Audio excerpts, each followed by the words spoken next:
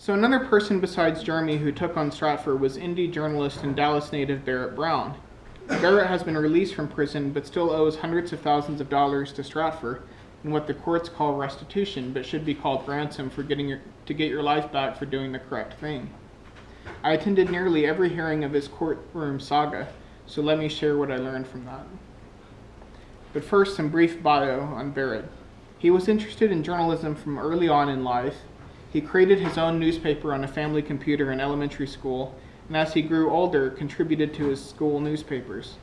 Then he interned as a teen for other newspapers. He enrolled at UT Austin and eventually dropped out to pursue freelance writing. Always a lucrative career.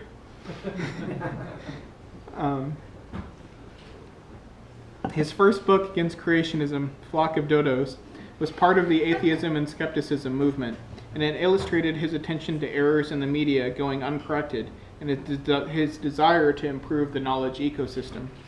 His second book, Keep Rootin' for Putin, carried on that latter theme by tearing apart top pundits like Krauthammer, asking the obvious but rarely spoken question, why do these pundits keep their jobs when they make well-documented mistake after well-documented mistake? You might eventually realize they keep their jobs because they make well-documented mistakes, because they misinform.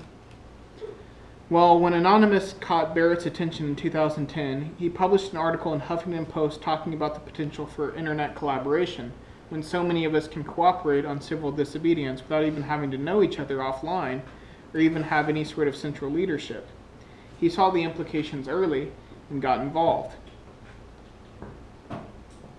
There was a spy firm called HBGary that is similar to Stratfor, but it worked more in the cybersecurity or pseudo-cybersecurity realm than Stratfor did. When Anonymous hacked it and released 60,000 plus of their internal emails, that resulted in a Stephen Colbert skit making Anonymous look cool and the revelation that the company was trying to go after WikiLeaks. Barrett Brown was right up in there, writing articles based on the stolen documents. One particular revelation was that HBGary was bidding to fulfill a contract from the U.S. Air Force to help it manipulate social media with pro-Air Force propaganda. This was one of the most important topics he was writing about, what he called Metal Gear, after the Nintendo game, if anybody knows them, which is persona management software.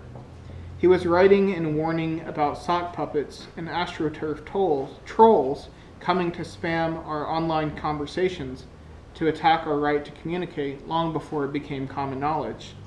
What this is basically is fake profiles, fake users, fake accounts on social medias that praise presidents or corporations or inject a lot of spam of some sort into the hashtags activists try to use. Journalist Aaron Gallagher has documented a lot of how that takes place now, but Barrett was calling attention to it in 2011. It was very prescient. The Pentagon, by the way, is really into this. The lead of a 2011 article in The Guardian states, quote, "The U.S. military is developing software that will let it secretly manipulate social media sites by using fake online personas to influence internet conversations and spread pro-American propaganda," end quote. Barrett was doing much of this under the rubric of his journalistic syndicate Project PM, basically a wiki website and internet relay chat channel for people to help him. When the authorities raided him, they included Project PM on the search warrant, so it was clear that his work was part of what triggered their attack. Now, Barrett had some drug problems, and those probably contributed to the rants and threats, or quasi-threats, depending on which legal theory you like, the prosecution or the defense, he made on YouTube against the FBI agent investigating him. So they came after him again, got him right when he was broadcasting by video on TinyChat. You might be familiar with that story from the Hacker Wars. He was indicted for the threats, and soon after for sharing with his journalistic collaborators on Internet Relay Chat a hyperlink to some of the Stratfor material spewing out everywhere. Because the link led to Stratfor customer credit card details, some of it already canceled, he got hit with a personal identity details trafficking charge.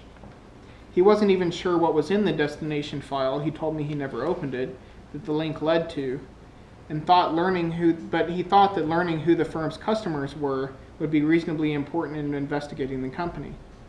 The total of 3 indictments against him meant he faced more than a century in prison for his minor involvement in the Stratfor hack as a non-hacker. and that was used as leverage to obtain a plea deal. One of the counts of the plea deal rendered as accessory after the fact his efforts to protect his source, Jeremy Hammond, when contacting the Stratford founder to try to negotiate redactions to the emails, a standard journalistic thing to do. That all goes to show that it stands to reason that the authorities selectively picked on Barrett because he was having an impact. He repeatedly succeeded in getting worldwide media to focus on Anonymous in its document troves, whereas some of the smaller fish journalists swimming in the same waters, like Steve Reagan, weren't cracked down on. Of course, Barrett's threats didn't help matters, but it was just the threat. It wasn't just the threats, it was in part Barrett's journalism. Now, what does Barrett's case mean for us?